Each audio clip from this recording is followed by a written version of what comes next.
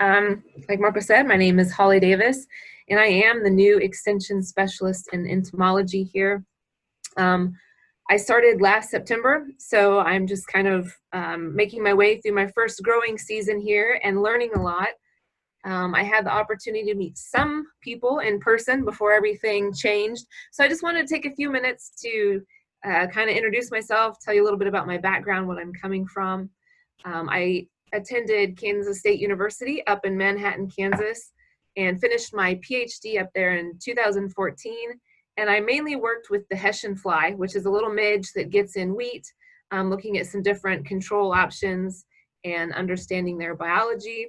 I also spent a lot of time working in corn. Up in Kansas, they have a habit of wanting to just plant this year after year after year in the same field. And like most crops, that can create some problems, some pests that build up. So also had an opportunity to work a lot with corn and developing better IPM programs. After I finished my PhD, I was a research associate and I worked in extension. So I had a lot of opportunities to work with growers and in a variety of crops from sorghum to sunflower, did some work with alfalfa, and just gained a good depth of experience. However, coming down here, I am learning a lot about cotton, sesame, and hay and pasture. So doing the best I can, bear with me as I learn and grow. Like I said, I think my first crop season down here will help a lot. But what I want to do today and talk about is go through and kind of focus on the potential insect or arthropod pests that you can find in hay and pasture. The first 3 or 4 there are probably our biggest pests, but I'll talk a little bit about some other occasional things that pop up. And what I want to do is kind of, I don't know, I go with the motto, know thy enemy. The more you know about these pests, understand how to identify them correctly, their biology, when's the best time to get out and scout, when do you need to treat, what are your thresholds.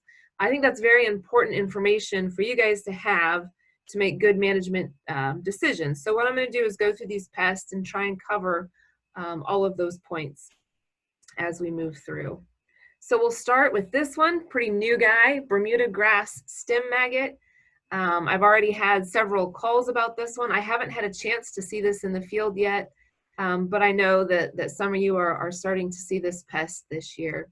It is an invasive pest. It was found first in Georgia in 2010, and like any good invasive pest will do, it quickly spread and was first detected in Texas here in 2013. West Texas and South Texas seem to be the hot spots, but at this point we sort of assume that it is pretty much distributed throughout the state. Like I said, it's an invasive pest, and those are very problematic because anytime you bring an insect or anything really out of its native environment where it has natural enemies or things that are kind of keep those populations in check, if you bring it to a new location and it's able to become established, it will usually do very well because very, very rarely are you going to accidentally also introduce its natural enemies and diseases, parasitoids, things like that that keep it under control.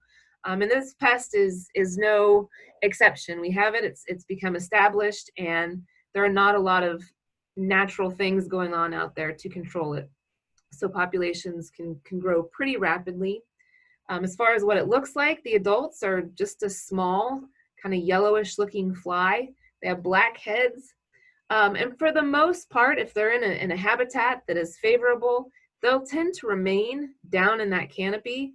They don't fly around very far if they don't have to. They're capable of, they're pretty strong flyers, but once they've found a good environment, they tend to kind of stay put. And that makes it really difficult to detect this pest because they're kind of down out of sight. They deposit little tiny eggs on Bermuda grasses, and then those tiny maggots emerge, move to the top node of the stem, and then they burrow in and begin feeding in that shoot. And so it leads to the death of the top 1 to 2 leaves. So like I said, this is a very small fly, difficult to detect out there. This is a picture of a full-grown maggot. So this is as large as it's going to get at only about 1/8 of an inch long. And like I said, it's living within that stem. So it's not even out there where it's easy to detect or control. Once it's reached maturity, that little larva or maggot will come out of the stem, drop to the ground, and then pupate for a few days, and then emerge as an adult and begins all over again. So this entire cycle can take only 2 to 4 weeks with multiple generations a year. So you can see once it becomes established in a part of the field, it can spread and become a problem pretty quickly. Now this picture here is most likely going to be your first clue that you have Bermuda stem maggot problems. It looks kind of similar to frost or drought stress disease or herbicide, any other number of things can cause this. Looks similar to that. But if you go out, those top leaves will readily pull out from the sheath. Overall growth is going to be stunted. So when those little maggots feed up there, it halts shoot elongation, stunts plant growth, and delays accumulation of dry matter. But if you cut open those stems just below that dead part, you may or may not find a maggot. Many times by the time you notice this damage, they've already finished feeding and dropped to the ground. So one of the problems with this pest is it's very difficult to detect until the majority of damage, at least for that generation, has been completed. Now I do want to mention that research so far has shown that this fly tends to prefer fine-stemmed cultivars, so coastal, Alicia, Russell, and common Bermuda grass. And it does not do as well, or does not seem to prefer the coarse stem varieties, such as Tipton 85.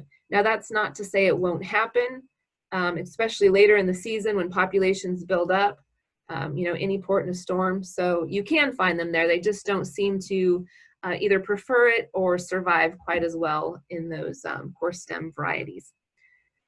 So you've got the pest. What can you do about it? A great answer would be resistant hybrids, and apparently that is in the works. This is a pest that's spread throughout the South. It doesn't appear that it's going to be going anywhere.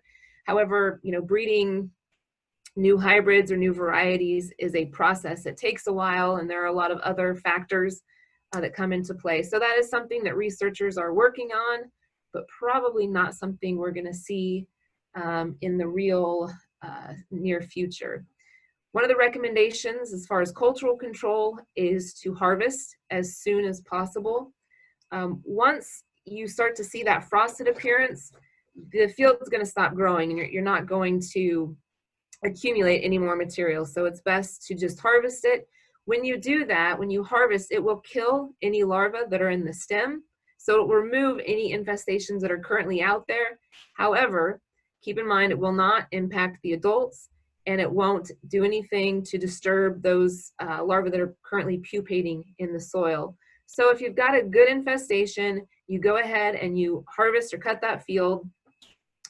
Keep in mind that those little pupa are going to probably emerge in 5 to 7 days and start the process all over again. So it's recommended that you apply an insecticide about 7 days after cutting to kill those emerging adults. And where there's very heavy pressure and you've got multiple generations kind of staggered through there, you may want to even go ahead and do another application another 5 to 7 days later. Again, what you're trying to do there is just kill those emerging adults as they come out of pupation before they have a chance to lay eggs and start a new infestation. It's also worth noting that this pest is not able to become established in pastures that are heavily grazed because those livestock are constantly feeding on the eggs and larvae before they can become established. Insecticides, currently we only have 3 insecticides that are labeled specifically for the Bermuda grass stem maggot, and they're listed here. Notice these are all restricted use pesticides, and they are aimed at controlling the adults. And I just kind of talked about that, but just to reiterate, these are contact insecticides. So they're only going to kill what they come directly into contact with. So larvae that are within the stems feeding or pupa down in the soil are not going to be impacted by these treatments. You're aiming to kill the adult and break the life cycle and prevent future populations by using these. Alan Knutson did some pretty in-depth research that was really good. And what they discovered is that for each 1% damaged stems that you have due to Bermuda grass stem maggot, you can estimate that you're losing about 9 pounds yield per acre. And again, that was a study done over a number of years in fields, and that's kind of the estimate they came up with. They also developed a good sampling plan if you want to get out and determine, do you have the stem maggot? And if so, do you have large enough populations that you need to be doing something to prevent losses down the road? What they recommend that you do is just get out and grab and cut a handful of stems, and then go through those stems and randomly select and examine 50 of them to determine if there's maggot damage. You can cut them open to see if there's a maggot feeding or if they have that frosted appearance, and you want to determine the percent infested. And when you do that, you kind of want to maybe not look at it and just make sure you're randomly grabbing and not selecting for either healthy looking stems or ones that you think look damaged, because that will skew your numbers and give you a wrong estimate. But you want to do this for about 5 to 10 places throughout the field, and then calculate your overall percent stem damage for that particular location.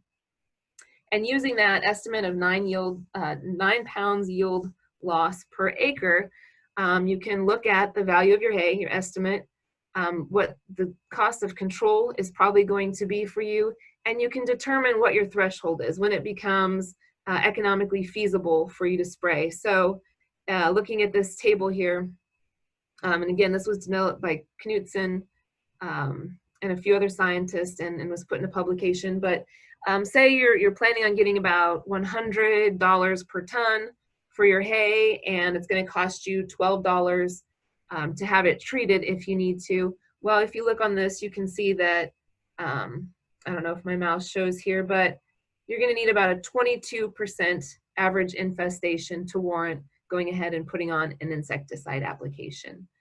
So that's just kind of a good guide if you're trying to decide if you need to apply an insecticide for this pest. And I found this video that was put out by A&M. I think it does a good job, has some great pictures, so I'm going to see if I can get it to play here, and hopefully the sound and everything will come through. But it's got some good information.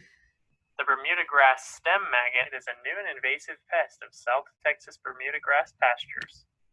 The adults, which are small yellow flies, lay their eggs on the stems. The larvae move up the plant and burrow into and feed on the uppermost shoots. The uppermost shoots will eventually die. Once the larva completes development, it will leave the shoots and pupate in the soil. The life cycle of this insect can take 2 to 3 weeks, so multiple generations may occur. Growing conditions can affect the damage caused by this insect. Good soil and moisture conditions may minimize the impact of Bermuda grass stem maggot.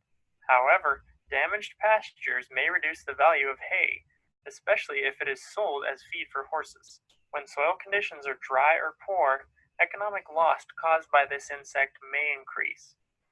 Well-grazed pastures are not normally affected by the fly because grazing livestock eat the fly eggs and maggots along with the grass. There are several ways to manage the Bermuda grass stem maggot. If 10 to 20% of terminals are found to be damaged within a week of harvest, proceed with the harvest and remove baled hay from the field as soon as possible. Once the damage becomes apparent, the crop is not likely to add a significant amount of yield. Damaged grass will have a frosted look, as shown here. Leaving the damaged crop in the field will only increase the odds of a reinfestation for the next crop. After cutting, you may consider treatment with the lowest labeled rate of a pyrethroid. These pesticides, though inexpensive, can help control Bermuda grass stem maggot populations. If your previous harvest had at least 20% of infested terminals, then the recommendation is to treat a few days after cutting before the grass begins to regrow. Research shows that a second application 5 to 7 days later provides the best suppression. Thanks for watching this video. If you have any questions about the Bermuda grass stem maggot, please feel free to ask. Okay, so I don't know. I hope the sound for that came out okay. Okay. If not, I included the link there, and you can pull that up. And like I said, it seems to give all the pertinent information you need to understand and manage the pests. So last thing I will touch on with this particular pest, there are a few questions that I have had several times. So I thought I'd just make a little frequently asked questions slide. One thing is, if you know you have the stem maggot and you want to grave your livestock, will feeding on all those little maggots cause any damage to the livestock? Or no, they won't. They're feeding, it kills them. They cannot survive in the ruminant gut. So they will not be negatively impacted by feeding that. This was also sort of mentioned earlier, but the larvae feeding in the stems are killed as the grass dries. Like when you cut it and harvest it, that kills the larvae. So you don't need to worry about cutting hay and then transporting that maggot to a new field on accident that way. The main way that they are spread from one field to another is by the adult flying. Like I said, they tend to stay down in the canopy if they're happy, but they are strong flyers, and they can readily move from one field to another and infest new locations that way. So that's all I have on the Bermuda grass stem maggot. Like I said, I don't anticipate that it will be going away anytime soon, so it's probably a pest that we're going to have to learn how to manage. The next one I want to talk about, that again, this is something else that I've already had a couple calls on this year, and I've been warned that come August, this is one of the main pests that you guys have to deal with. So again, we'll start talking about the fall armyworm, a little bit about identification. The larva is kind of characteristic looking. There can be anywhere from kind of a green brown to almost a black color, and they supposedly have a white to yellowish line running down the body. To me, that's always been a little bit hard to see. What I look for is on the head capsule, they have kind of this inverted Y. It's sort of a white line that goes down towards the body, and then towards the last segment of their bodies there, they have these 4 black dots that form a perfect square. So those are kind of the characteristics I look for. The adults, they're moths, so they're active at night. You're probably not going to see them other than if you have a heavy infestation or females are out actively depositing eggs. As you're moving through a field, you may see them kind of flittering about. A lot of them are, like most moths, they're attracted to lights, so you may see these around lights near your pasture if you have active populations. The adult, they're pretty small. They're about 1.5 inches wingspan, and they look like a lot of other moths. I have a difficult time distinguishing these from other noctuid moths, which they're in the same family. But the front wings are dark, and they can have some kind of pretty colors. They're mottled browns and have little designs on them. But the hind wing, if you can see that, is a kind of a solid cream color with maybe a little brown around the edge, but it's typically lacks any sort of design. The females deposit eggs in these masses. So she'll lay a whole bunch at once in one spot. And then these tiny little caterpillars emerge. They're about 1/8 of an inch long. So they're very, very small. And they begin to eat, and they are just eating machines. They'll feed for about 2 to 3 weeks. And they go from about 1/8 of an inch long to 1 to 1.5 inches in length before they pupate. And because these eggs are laid in mass, they'll kind of stay together. So they will just march like an army through a field, which is where they get their name. And they just eat as they go. And as they defoliate, they'll just move forward a little bit and keep going. So sometimes the first evidence that you have a fall armyworm infestation is if you have a spot in the middle of a pasture or along a weedy edge of your pasture that all of a sudden starts turning brown. And as you watch, that brown or defoliated spot just continues to grow. That's usually those larvae, and as they grow and feed and eat more and more, they're just moving out and defoliating a larger area. But once the larvae are mature, they then will actually tunnel down about 1 inch into the soil, so pretty shallow, and they pupate. About 10 days later, the moth emerges, and the whole process begins once again. So the fall armyworm, there are many generations a year, and wherever that female lays her egg is what it's going to infest. So they will infest a wide range of crops. The fall armyworm can be part of what we call the ragworm complex in corn and sorghum, where they feed on the whorls. They can get into the heads of sorghum, where we call them headworms. They'll even feed in the ears of corn. So really what they'll infest just comes down to timing. Once that female emerges and she mates, and then she's just got a certain amount of time before she's got to deposit the eggs. So whatever green source that she comes across, she'll deposit her eggs there. But when they have an option, you know, they prefer Bermuda grass, ryegrass, and seedling sorghum and wheat. So, you know, the more tender the tissue, the easier it is for them to eat. Like I said, you're going to have multiple generations. It can kind of be staggered, but we tend to see outbreaks. They're kind of triggered by rain, which seems to favor the egg and larval survival. So like now we had some good moisture and some kind of moist conditions that seems to trigger egg hatching and favor their survival. And in fields where you have a dense canopy with a lot of plant growth, you're doing a lot of fertilizing, and you have irrigation that kind of keeps those favorable environment, you can see heavier or healthier fall armyworm populations in those situations as well. There are a lot of predators, parasitoids, ground beetles that will feed on these little larvae when they come across them. The problem is that the numbers are usually just so large that beneficials can't do enough good to manage populations or bring them down enough that they don't cause a lot of damage. So here's kind of what the damage looks like.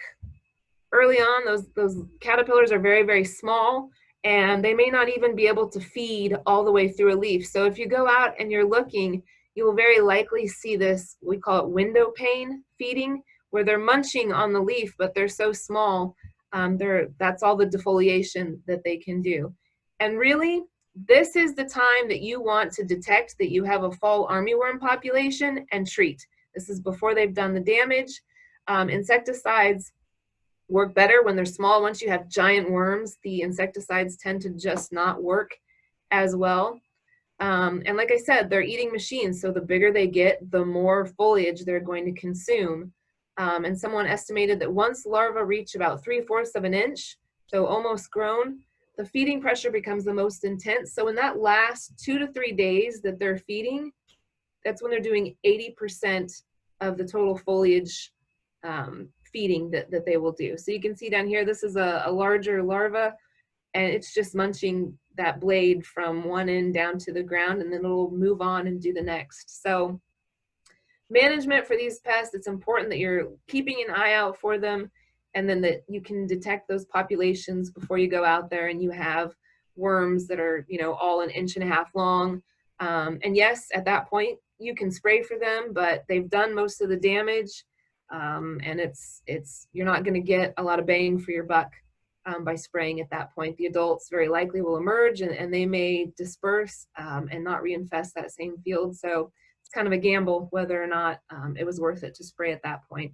But as far as sampling, one thing you can do is monitor weedy grasses and ditches that are around pastures, because those can be a source of worms that get started. They can kind of start in those areas that are lower lying, tend to be wet, and once they start feeding there, then they will readily move into the crop. These worms are also only going to be active when it's cooler outside and it's dark. So they feed at night, cloudy, cooler days, you can see them out feeding.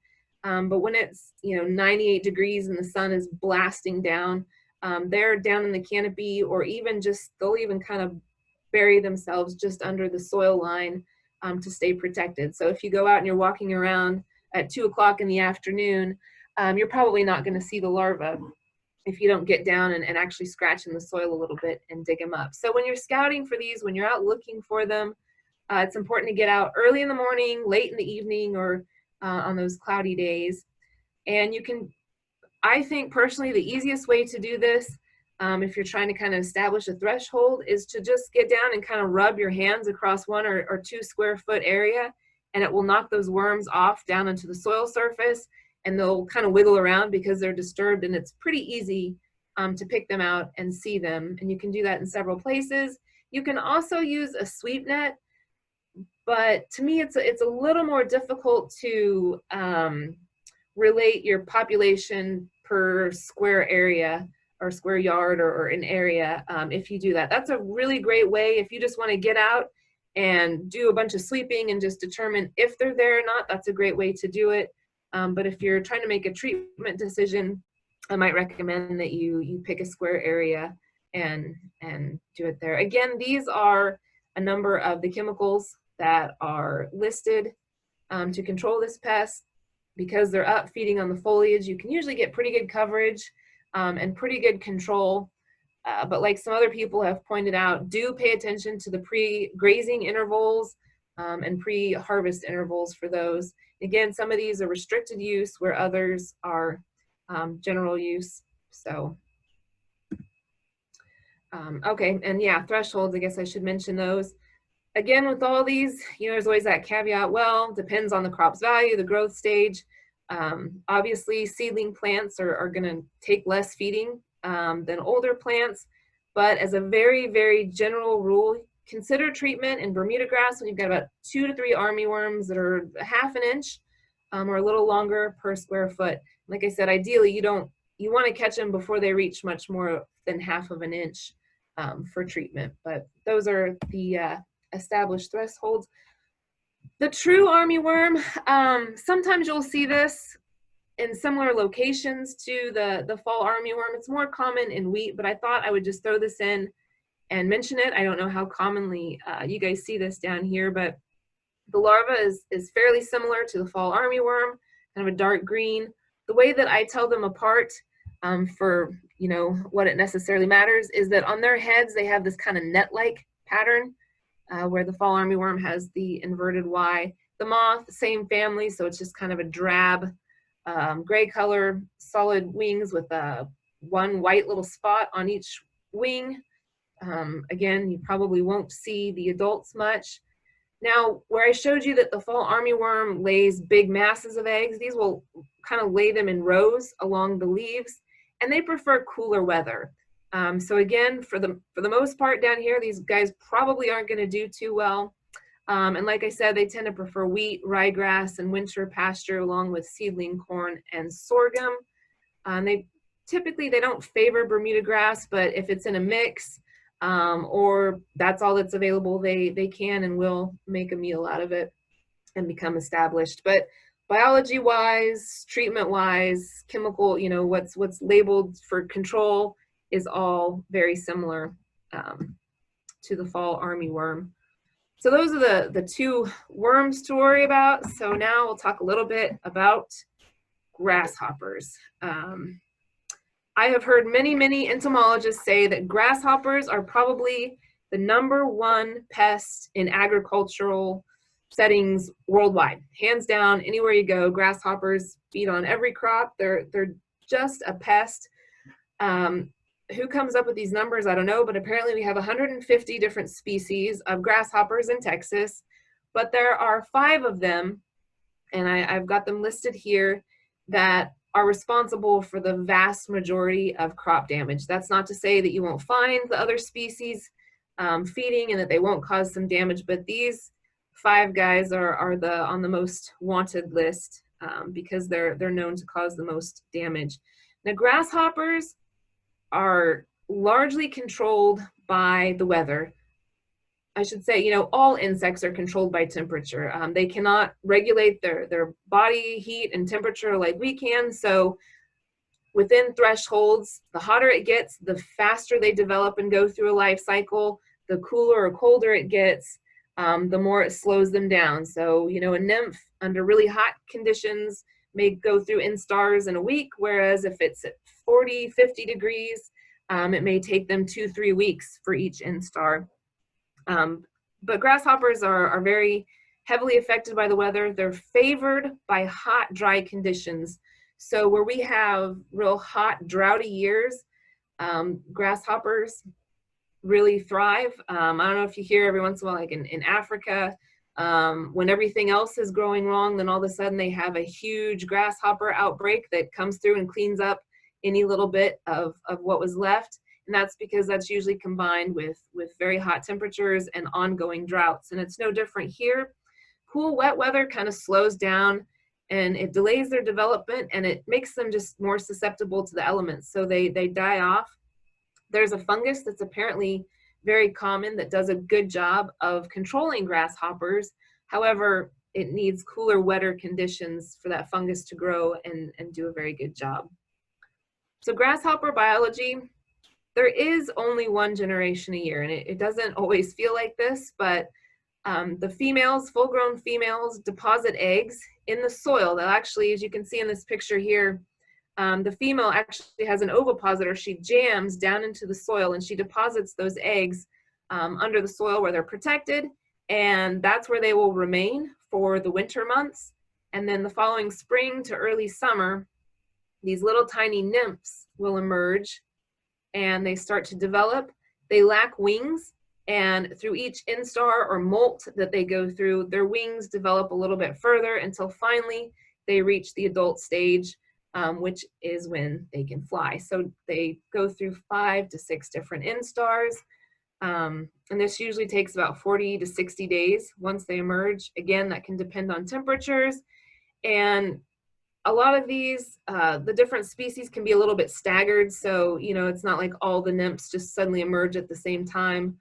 So it can feel like there might be multiple generations, but there is only one a year. So grasshopper management, there are some cultural control things you can do to help. I don't know that any of these will necessarily be a cure-all.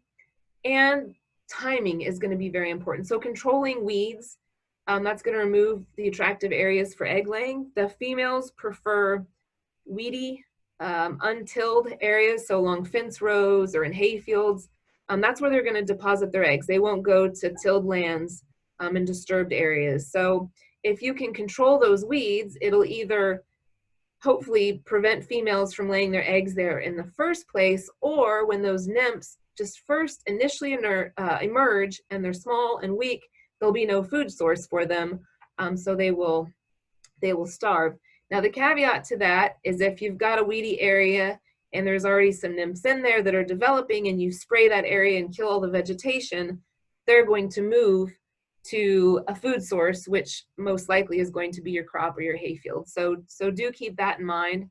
Another recommendation is to till the soil mid to late summer. And what you're looking to do there is disrupt the egg laying. Like I said, the females, they are not drawn to disrupted areas or disturbed areas for depositing eggs.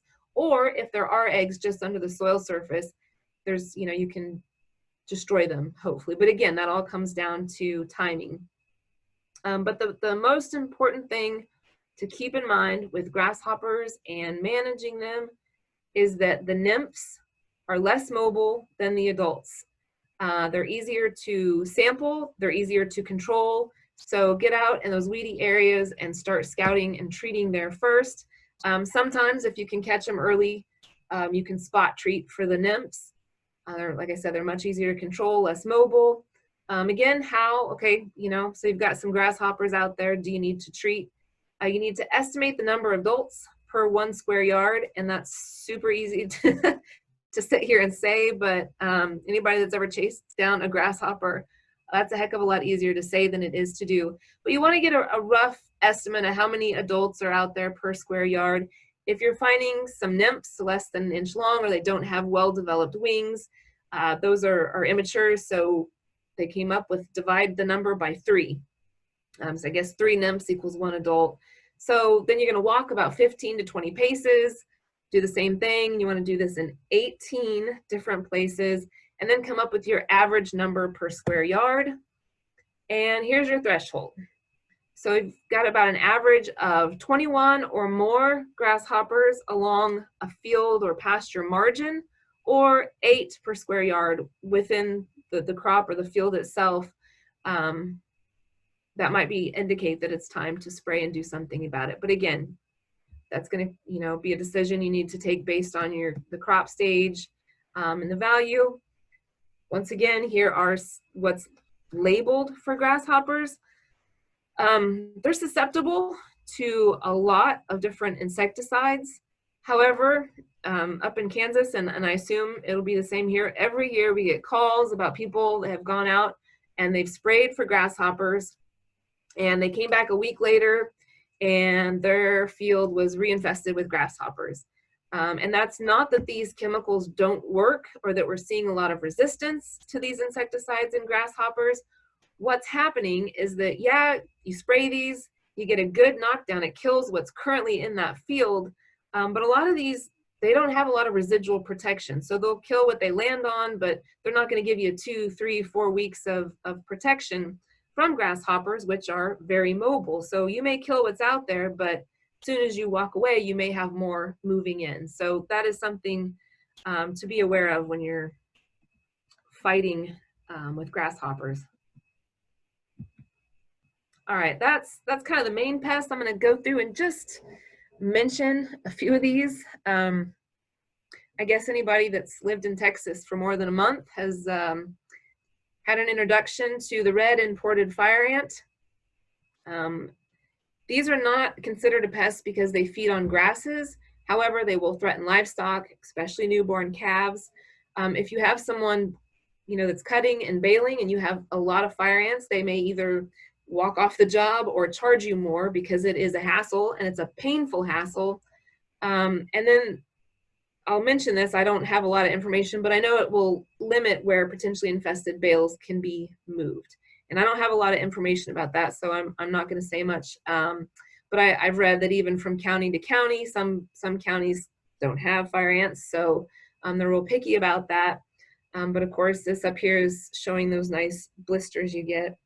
And I've always wondered, I don't know if any of you have ever wondered about this, but if you've ever stepped in fire ants, you don't know it right away, right? It seems like they make it all the way up your leg, and then all of a sudden one bites and it's all out war on your leg. I always wondered how in the world they do that if like somebody, you know, yells go and they all start biting.